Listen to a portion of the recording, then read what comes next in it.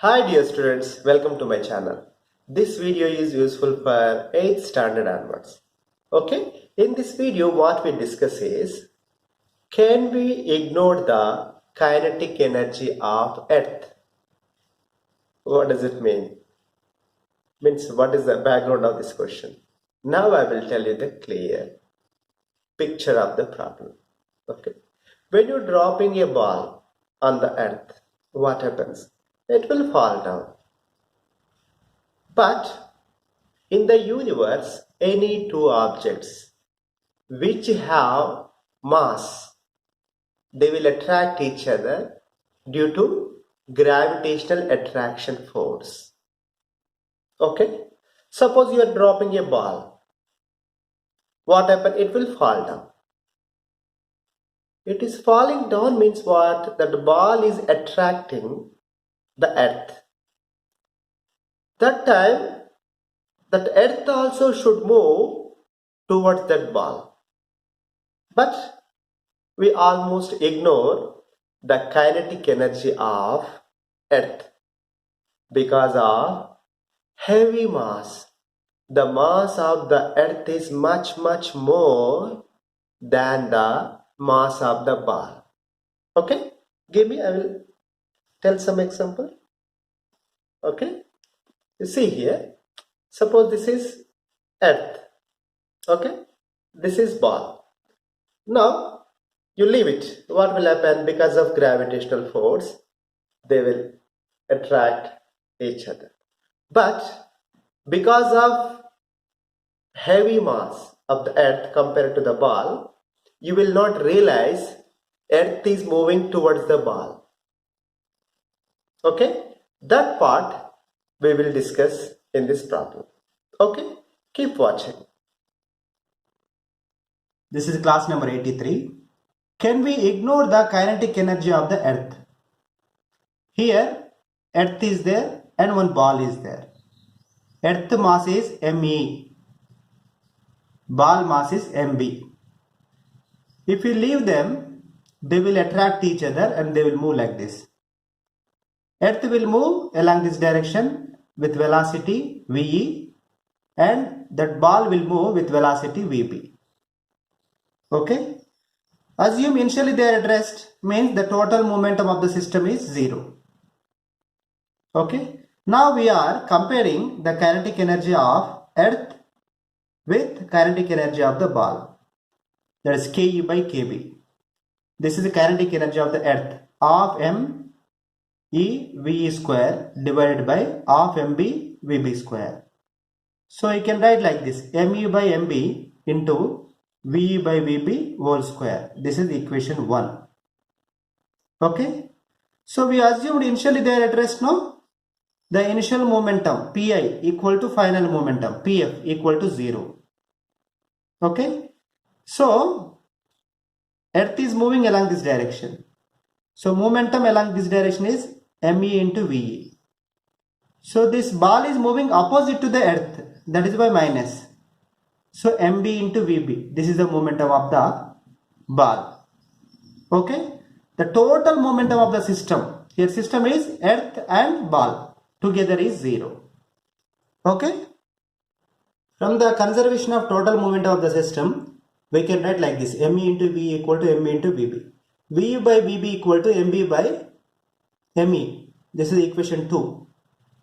From equation 1 and 2, we can write like this, kinetic energy of the earth divided by kinetic energy of the ball equal to ME by MB into MB by ME whole square. You will get finally MB by ME, mass of the ball divided by mass of the earth. Approximately, if you take the ball mass is 1 kg, the earth mass is 10 to the power of 24 kg. So rounding off to 10 to the power of minus 24, the kinetic energy of the earth compared to kinetic energy of the ball, the fraction is 10 to the power of minus 24. It is very small. Hence, we can ignore the kinetic energy of the earth. You understood now? Why we are ignoring? Okay students, now we will discuss impulse and momentum. What is meant by an impulse? Impulse is change in momentum. Impulse is change in momentum. Okay. In what way it is special other than momentum? Momentum is simply mass into velocity. But impulse is the dimensional formula is mass into velocity only. If you take the dimensional formula for impulse, kg meter per second only. Okay.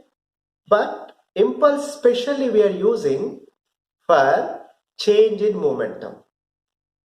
Suppose you are dropping ball, it is falling down. The force on this ball is mg. M is the mass of the ball, g is acceleration due to gravity. With that force it is falling down. As it is moving downward, the velocity of this ball is keep on increasing. Okay. Suppose it is dropping from a height of some 1 meter. So what is the velocity here? You know some value. Suppose it is dropping from 100 meter. When it reach here, the velocity is much higher. So when it is coming from 1 meter, your hand will not hurt. It is coming from 100 meter. When you are stopping this ball with your hand will get hurt. You will be injured. Means you are changing the momentum of this ball in a short time.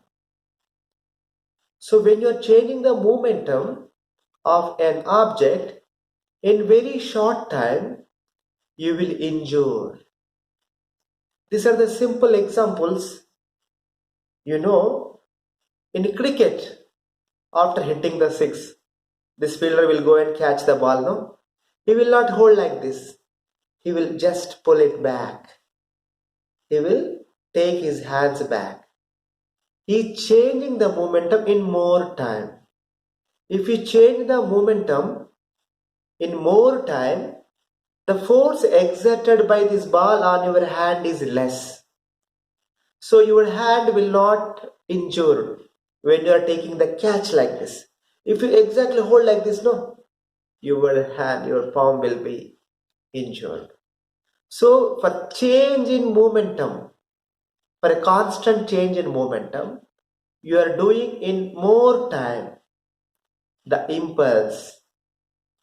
Impulse means change in momentum only, but the force exerted by that ball on your hand will vary with time. If you change the momentum in a short time, this will exert more force on your hand.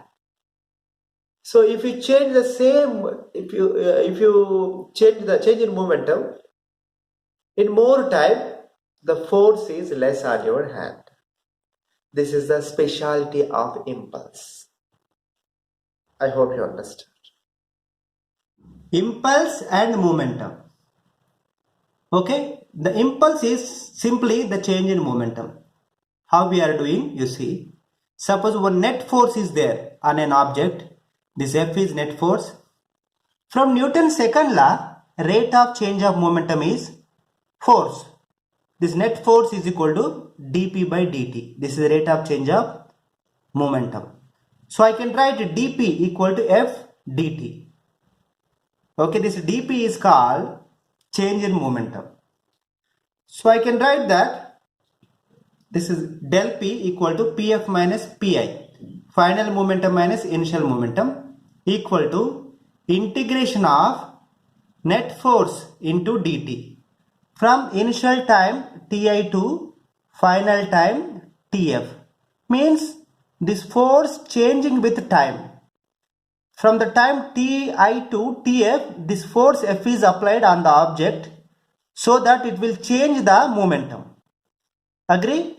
So this change in momentum we are calling as impulse. So impulse I equal to del P. This impulse also vector. Here I is impulse. The direction of I is direction of del P. Okay, so impulse also vector. So this is equal to integration of Ti to Tf f dt. F is net force. So for a constant del P, if you change the delta T, F will change. Suppose delta T or dt. Dt more means F is small. Dt less means F is more. So if you change this momentum within a short time, you will injure more. The force is more. This is called simply impulse. Okay? The definition of impulse I will tell you. The change in the momentum of a particle is equal to the impulse of the net force acting on the particle. So the change in momentum del P is equal to I. Why this change in momentum is taking place? There is a net force on the particle. Because of that, there is sudden change in the momentum. That change in momentum is called impulse. What is the specialty of impulse? This is important point you remember. Impulse is not a property of a particle. Rather, it is a measure of the degree to which an external force changes the particle's momentum. You're understanding or not? I hope you understood.